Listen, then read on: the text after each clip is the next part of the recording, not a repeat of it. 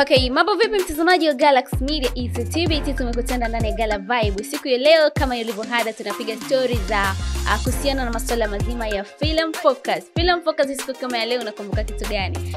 Kwa upande wangu mimi nakumbuka movie ya Jurassic World ambayo ilitoka mwaka 2015. Ni moja kati ya movie ambazo zilileta mapinduzi makubwa sana katika ulimwengu wa filamu. Ni moja kati ya movie ambayo ilikuwa na teknolojia kubwa sana, ambayo ilitengenezwa kwa teknolojia kubwa sana, uhalili wake ulikuwa kwa hali ya juu.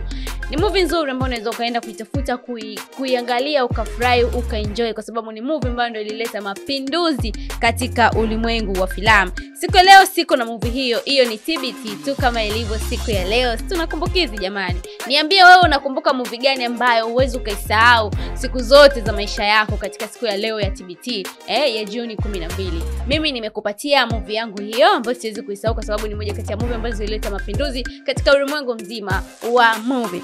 Tukiachana na hilo bwana, sasa leo movie ambayo niko nayo siku ya leo ambayo naweza nikaita latest movie ambayo unatakiwa kwenda kuitafuta huko, ukaitazama, ukaenjoy, ukarefresh. Movie hii inaenda kwa jina la Mess for None. Mess for None ni movie ya Kikolea ya action. Hii movie bwana haina mapenzi kama tulivyowazoea wa Korea. This is action movie, yani picha linaanza, movie inaanza tu, episode ya kwanza ni action. And movie hii ina episode 7 peke yake. Ina episode 7 peke yake. So kitu ambacho natakiwa kufanya ni kwenda kuitafuta kwa sababu ni movie nzuri. Let me nikupe mwanga kidogo wa movie hii. Movie hii bwana inamuelezea kijana ambaye anaitwa kwa jina la Jin Jan. Unaelewa majina ya Kikolea. Mimi sio Mkolea, mimi mbongo kama wewe. Kwa hiyo nikilikosea inabidi unielewe. Anaitwa kwa jina la Jin Jan.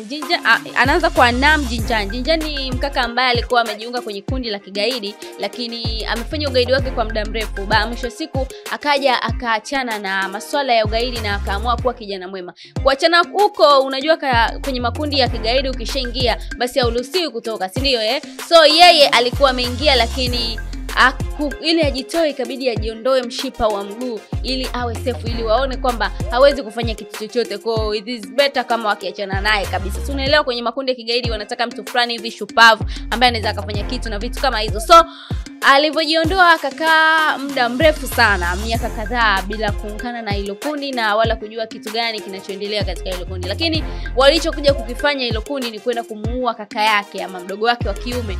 Wakamuua, lakini familia yake kiujumla wakaifanyia vitendo vya kigaidi. So Jin Jan akaona is better arudi sasa.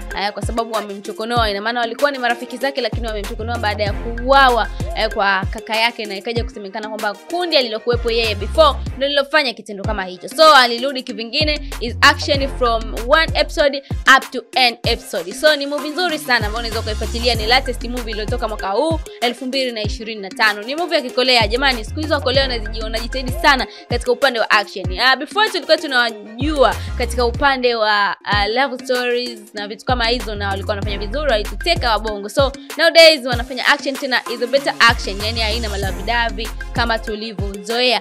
Mimi naitwa Jojo TZ. That is the movie ambayo nataka kwenda kuitafuta siku ya leo. Kaenjoy, ka refresh, TBT yako ikawa nzuri. Lakini kuna movie before nimekwambia ya TBT ambayo pia unaweza kwenda kuitafuta. Call me Jojo TZ, tukutane baadaye. This is Gala Vibe, Galaxy Media. Utakombitisha zaidi kusubscribe uwe mtu wa kwanza kupata taarifa zetu za burudani. Nakupenda.